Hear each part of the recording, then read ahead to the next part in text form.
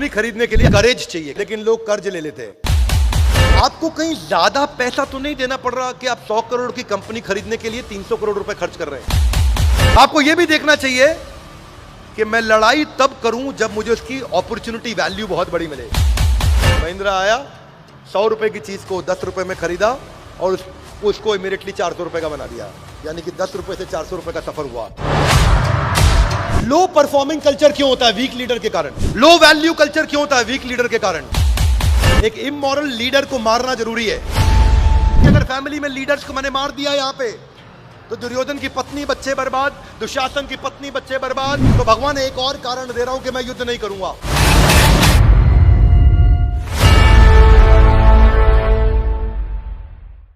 स्वागत है आपका अगले अध्याय में, और आज हम ले रहे हैं भगवत गीता पहला अध्याय 43वां श्लोक। अर्जुन टेंशन में चल ही रहे हैं, पिछले श्लोक आप सुन चुके हैं। हमने चर्चा करी ethical decision versus emotional decision. ये हमने चर्चा करी थी कि एक एथिकल डिसीजन क्या होता है, इमोशनल। अर्जुन इमोशनल तो थे लेकिन साथ साथ एथिकल भी हैं। वो इंटेलिजेंटली सोचते हैं। तो हम इस श्लोक को पढ़ेंगे, मेरे पीछे श्लोक दोहराइएगा। उत्सन्न कुल धर्माणाम मनुष्या नाम जनार्दन नरके नियतम वासो भवतीति अनुशुश्रुमा। क्या कहते हैं अर्जुन? अर्जुन कहते हैं, हे प्रजा पालक कृष्ण, मैंने गुरु परंपरा से सुना है, भवती इति अश्रुश्रुष्णाम, यानी कि मैंने सुना है अनु। यहां पे अनु मतलब अवगतों के, नीचे जूनियर बन के। किससे? अश्रु मतलब सुनना, और सीनियर से डिसाइप्लिक सक्सेशन में, यानी कि गुरु परंपरा में मैंने सुना है। हाथ आगे लाइए, क्या सुना है अर्जुन? मैंने ये सुना है कि जो कुल धर्म का विनाश करते हैं। यहां कुल धर्म का अर्थ क्या हुआ? अपनी जो वैल्यूज है कुल की। कुल मतलब फैमिली। कुल मतलब क्या हुआ? जो मेरे फैमिली की वैल्यूज हैं, जो फैमिली का जो अपना धर्म है, परिवार का एक धर्म होता है, एक फैमिली का एक वैल्यूज होती हैं, और जिनकी वो वैल्यूज समाप्त हो जाती हैं वो सदैव नरक में वास करते हैं।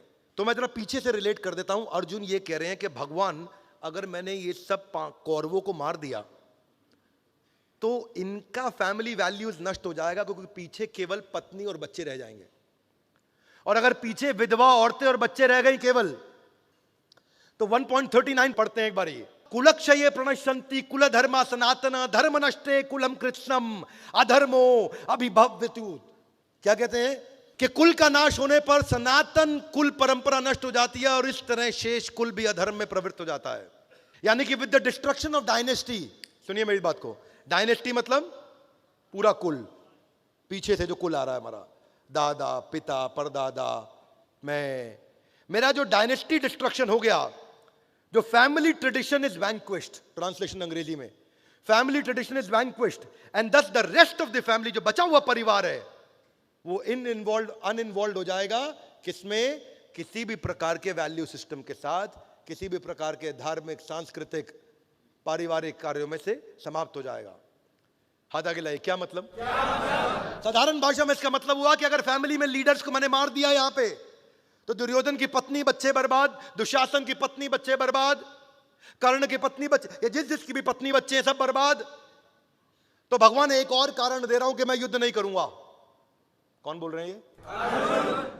आगे अगली ट्रांसलेशन में कहते हैं, मैं 42 पढ़ता हूं आपके साथ में। जो लोग कुल परंपरा को विनष्ट कर देते हैं और इस तरह अवांछित संतानों को जन्म देते हैं, उनके दुष्कर्मों से समस्त प्रकार की सामुदायिक योजनाएं तथा पारिवारिक कल्याण के कार्य विनष्ट हो जाते हैं। यहां दो प्रकार की संतान होती है, एक कॉर्पोरेट संतान और एक फैमिली संतान। सुनना ध्यान से।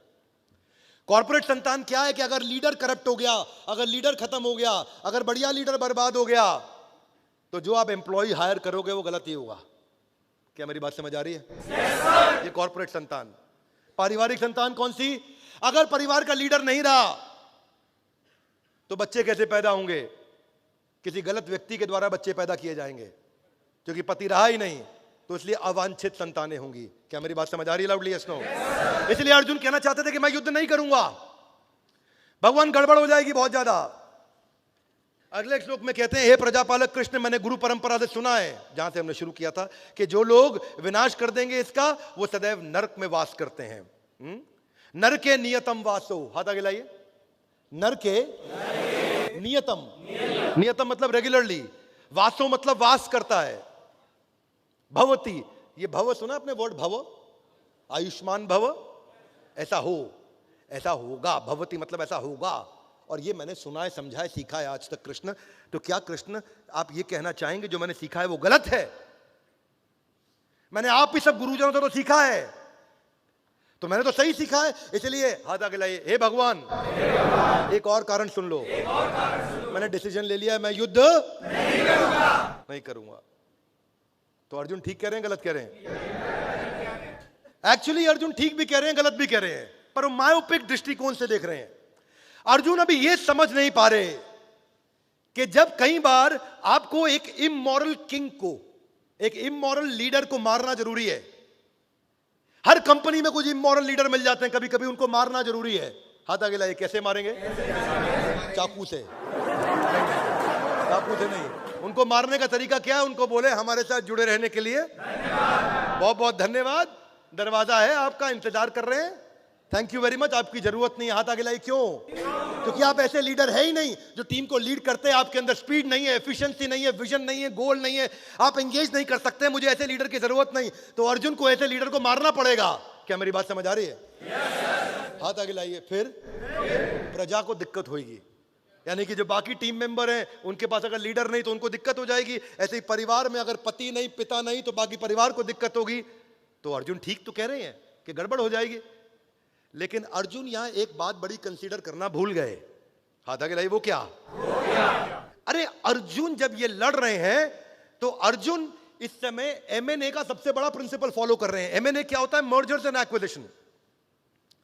अर्जुन कौरवों की ऑर्गेनाइजेशन को एक्वायर करने जा रहे हैं। अर्जुन जीतने के बाद जितना कुरु वंश है वो युधिष्ठिर और अर्जुन के अंडर ही तो आने वाला है। सो कुल धर्म का नाश कैसे होता? अरे लीडर तो मैं खुद बनने वाला हूं जीतने के बाद, तो मैं डायरेक्शन दूंगा ना। और अर्जुन ये बात मिस कर रहे थे कि ये एमएनए का, मर्जर्स एंड एक्विजिशन का सबसे बड़ा एग्जांपल है।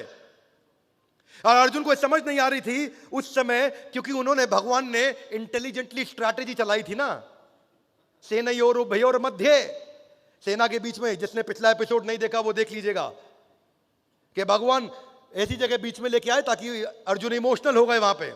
लो परफॉर्मिंग कल्चर क्यों होता है? वीक लीडर के कारण। लो वैल्यू कल्चर क्यों होता है? वीक लीडर के कारण। इसलिए हमेशा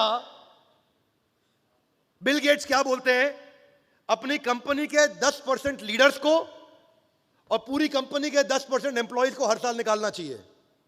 क्या मेरी बात समझ आ रही है? और यहां पे अर्जुन उनको निकाल रहे हैं ताकि एवरेज परफॉर्मेंस के कल्चर को खत्म कर सके। लीडर बनने से पहले मेरा काम होता है अपने आप को ठीक करना, लीडर बनने के बाद मेरा काम होता है अपनी सारी प्रजा को ठीक करना। अब अर्जुन ये समझ नहीं पा रहे थे कि मैं जो ये एक्विजिशन कर रहा हूं उसके मुझे फायदे और नुकसान क्या होंगे। आपको क्या लगता है क्या फायदा होगा? पहला फायदा ये होगा, इकोनॉमीज ऑफ स्केल बिल्ड होगा। क्योंकि मैं केवल पहले पांडु पुत्र था, अब मैं इस समय भरतवंशी एक ऐसा राजा बनने वाला हूं जिसमें मैं दोनों डायनेस्टीज को लीड करूंगा। तो मेरी एक लीडरशिप 2 डायनेस्टीज को ड्राइव करेगी, सेम लीडरशिप बिगर टेरिटरी को ड्राइव करेगी, नई ज्योग्राफी को ड्राइव करेगी। उसको ये समझना था कि मेरी अब प्रोडक्टिविटी और बढ़ेगी, मेरी मैन पावर की, मेरी उतनी मैन पावर अब ज्यादा एफिशिएंट काम कर पाएगी, दूर तक इंपैक्ट ला पाएगी, क्योंकि मेरे शेयर्ड रिसोर्सेज होंगे जो अब कौरवों को भी लीड करेंगे। क्या मेरी बात समझ आ रही है? वो युद्ध के बाद को ठीक से पूरा नहीं देख पा रहे थे। वो ये नहीं देख रहे थे कि मेरी फाइनेंशियल कैपेबिलिटी बढ़ेगी और मैं अपनी प्रजा को और अच्छा से देख पाऊंगा। हाथ आगे लाइए। कैसे? क्योंकि नए एसेट जो कौरवों के थे वो अब पांडवों के हो जाएंगे। क्या मेरी बात समझ आ रही है? वो ये नहीं समझ पा रहे थे कि मेरी टेक्निकल कॉम्पिटेंस बढ़ेगी, मेरे पास आर्म्स और एम्युनिशन एक्स्ट्रा आ जाएंगे। वो ये नहीं समझ पा रहे थे कि मैं अब यहां पे मेरी डोमेस्टिक मार्केट प्रेजेंस से एक इंटरनेशनल ग्लोबल प्रेजेंस हो जाएगी, क्योंकि कौरवों के सारे अलायंस भी अब मेरे हो जाएंगे। मेरी एक ऐसी गुडविल बढ़ेगी और एक स्पीड आएगी। हाँ, ऐसा नहीं केवल फायदा ही फायदा है, युद्ध में नुकसान भी होते हैं। हाथ आगे लाइए। कैसे? देखिए, डीमेरिट्स भी हो सकते हैं। आपको क्या लगता है क्या डीमेरिट होंगे क्या अर्जुन के एक्विजिशन पे? क्या नुकसान होंगे?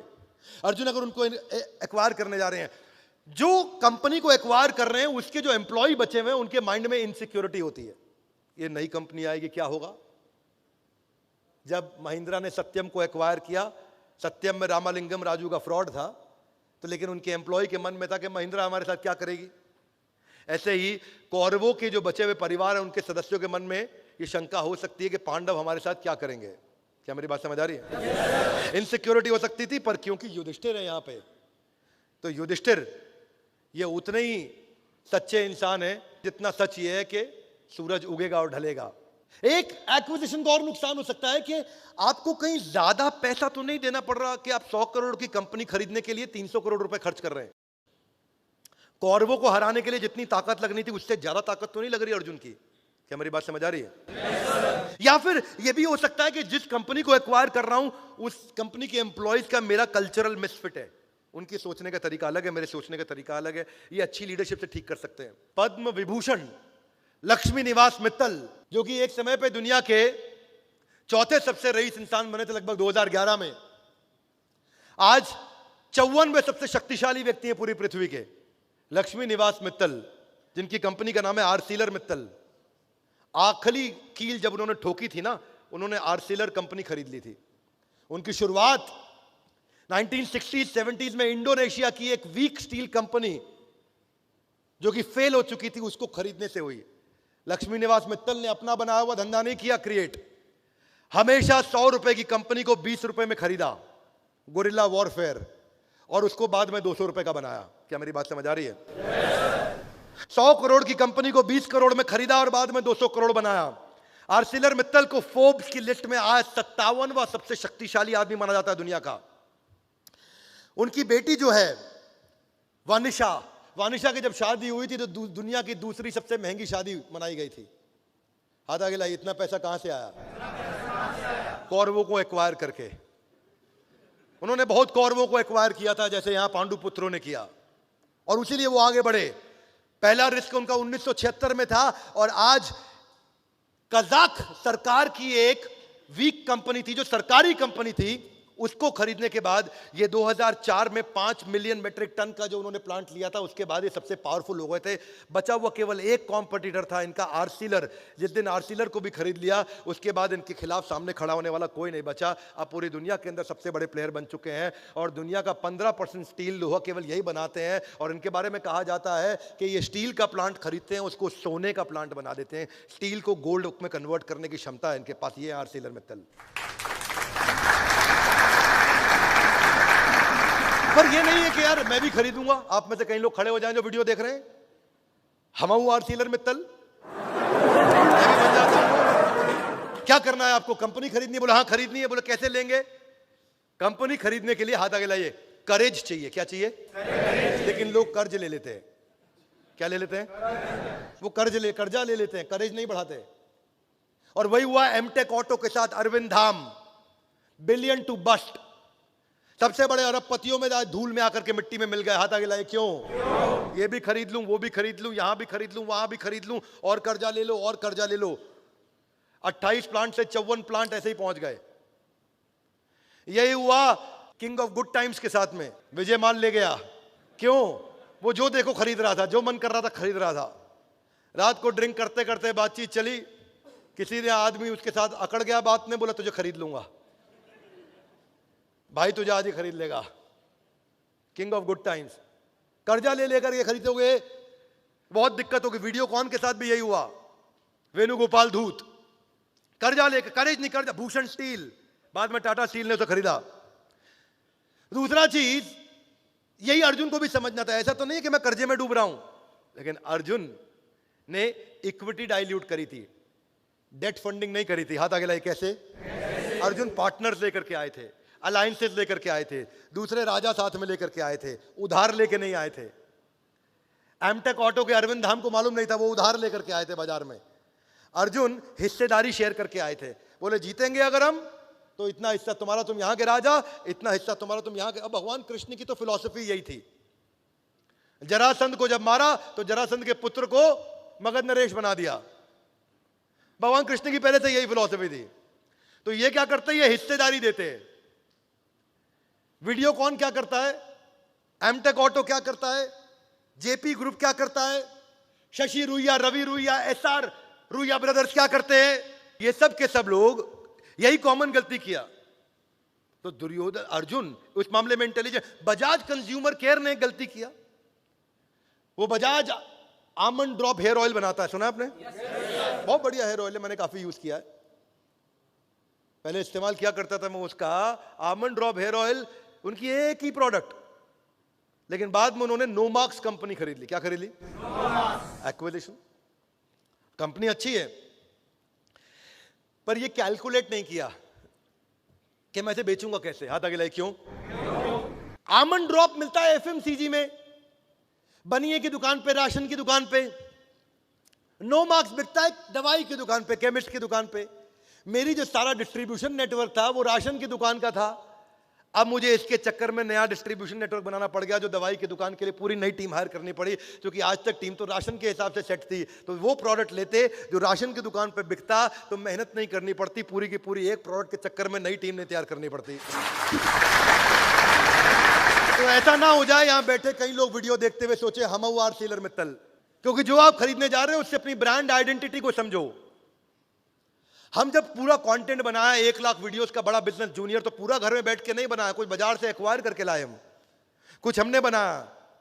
हमने उस वेंडर से बनाया जिसने 3-4 स्टार्टअप्स के लिए बनाया था, तो उसके साथ हमने उसकी एक्सपर्टीज देखी, उसका एक्सपीरियंस देखा, उसके साथ बनवाया। क्यों?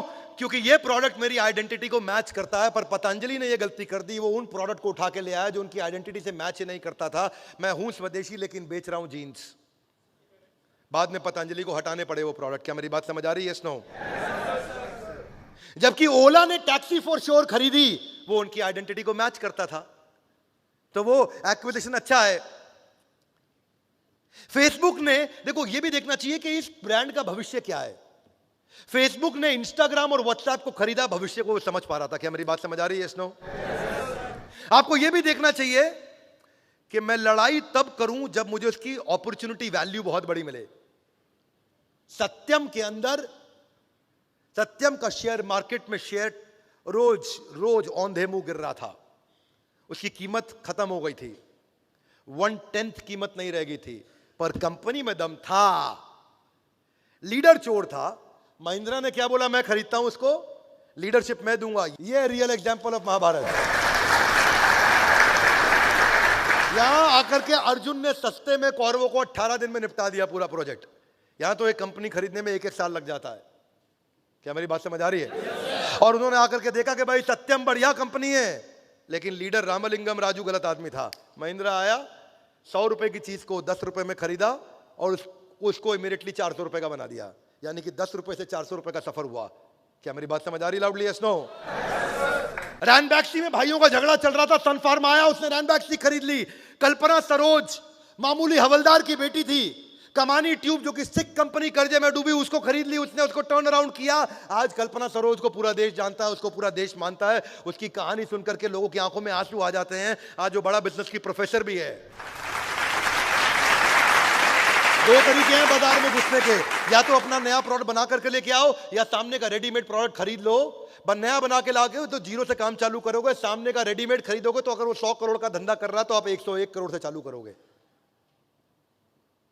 और इन सब का गॉड फादर, बिग डैडी, इन सब के बड़े पापा कौन है ना पृथ्वी पे? वो तो बात ठीक है, वो सबसे बड़े पापा है, हो सकता मान सकते हैं, मैं आपको प्रणाम करता हूं उसके लिए, आपकी भावना के लिए, आपकी फीलिंग्स के लिए। लेकिन अभी भारतवर्ष में इन सब का सबसे बड़ा गॉड फादर है वो है गौतम भाई अडानी। गौतम भाई अडानी एक ऐसे आदमी है जिन्होंने लगभग कोई भी कंपनी खुद नहीं बनाई, इन्होंने सब कुछ खरीदा है। ये वेट करते हैं किसके ऊपर ईडी की रेड पड़ी है, ये वेट करते हैं किसको और भी वॉच डॉग्स जाके कंट्रोल कर रहे हैं, रेगुलेट कर रहे हैं। और वो जब कंपनी टूटने लगती है, बर्बाद होने लगती है, तो ये पहुंच जाते हैं, उसको खरीद के ले आते हैं। पिछले 5-7 सालों के अंदर 100 से ज्यादा कंपनियां खरीदी गौतम भाई अडानी ने। इनको बोलते हैं किंग ऑफ एक्विजिशन। इनके बारे में बोला जाता है ये बिजिएस्ट डील मेकर हैं गौतम भाई, busiest deal maker, king of acquisition. ACC के अलावा आज बाद में सीमेंट से लेके, पोर्ट से लेके, एनर्जी से लेके, सोलर से लेके, डेटा सेंटर से लेके, डिफेंस से लेके, मैन्युफैक्चरिंग से लेके, पावर ट्रांसमिशन से लेके, कोई धंधा नहीं बच रहा जहां पे कोई धंधा करता और गौतम भाई जाके उस कंपनी को ना खरीद के ले आए हो। वो कहते हैं मैं क्यों चालू करूं, तुम कर रहे हो ना, तुम्हें चलाना नहीं आता, हम तुम्हारी 100 रुपए की चीज को 10 रुपए में खरीदेंगे, अपने पोर्टफोलियो में लाते ही 200 रुपए की बना देंगे। और वही कारण है गौतम भाई अडानी इतने कम टाइम के अंदर भारत के सबसे अमीर इंसान बने और दुनिया के भी सबसे अमीर 5 लोगों में उनका नाम आया। Are you with me loudly? Yes no? ये टर्न अराउंड मॉडल है। अर्जुन भूल गया था कि वो टर्न अराउंड मैनेजमेंट पे काम कर सकता है। उसको ये टेंशन हो गई कि दुर्योधन की और कौरवों की पत्नी और बच्चों को क्या होगा। वो ये भूल गया कि मैं टाटा ग्रुप की तरह काम कर सकता हूं। मैं loss making Jaguar land rover जो 2008 में $520 मिलियन का नुकसान कर रही थी और 2018 आते आते वो $3.5 मिलियन के प्रॉफिट में आ गई। यही कौरव सारे के सारे आज जो इतना नुकसान कर रहे हैं, जब मैं इनको एक्वायर कर लूंगा तो मैं इनको प्रॉफिटेबल एंटिटी बना सकता हूं, क्योंकि मैं पांडव टाटा ग्रुप की तरह रन करता हूं, ईमानदार आदमी हूं। वॉलमार्ट जब इंडिया में आया तो हमारे देश की सबसे बड़ी एक्विजिशन करी, $16 बिलियन की 80% में उसने खरीद लिया फ्लिपकार्ट के अंदर। जब जोमेटो को आगे बढ़ना था तो उसने देखा उबर ईट्स का जो इंडिया वर्जन है, जो डिलीवरी करता है, जो खाने की डिलीवरी करता है, उसको ले लिया तो उबर ईट्स के सारे कस्टमर आपके हो गए। इसी तरह उबर ईट्स के जितने भी कस्टमर थे वो जोमेटो के हो गए। इसी प्रकार कौरवों की जितनी भी फैमिली है वो अब हमारी फैमिली हो गई। अब उनकी जिम्मेदारी हमारी हो जाती है। इसीलिए पहला अध्याय अब समाप्त होता है जहां पे अर्जुन रो करके परेशान हो चुके हैं और इतना रो चुके हैं, इतना रो चुके हैं। और रोते रोते अब दूसरे अध्याय में आप जाकर के देखोगे कि अर्जुन जाकर के सरेंडर करने वाले हैं और दूसरे अध्याय में जाकर के बोलेंगे दीन बंधु दीनानाथ मेरी डोरी। और वहां जाकर के अर्जुन सरेंडर करेंगे और अर्जुन रोते रोते बोलेंगे कार्पण्य दोषो उपहत स्वभावा पृच्छामि त्वाम धर्म सम्मूढ़ चेता। कृपणता के चलते मैं इतना टेंशन में आ गया हूं भगवान, मुझे कुछ समझ नहीं आ रहा। भगवान मैं जीता तो भी हारा, मैं हारा तो भी हारा। अगर मैं हारा ही हारा तो भगवान अब आप ही मुझे जिताएंगे।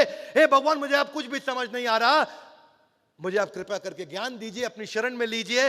और तब अर्जुन माइक जो कस के पकड़ के बैठे थे अब उस माइक को ढीला करेंगे और माइक अब कृष्ण के हाथ में आएगा और उसके बाद कृष्ण भगवत गीता जो अपना प्रोडक्ट लेकर के आए शुरू करेंगे।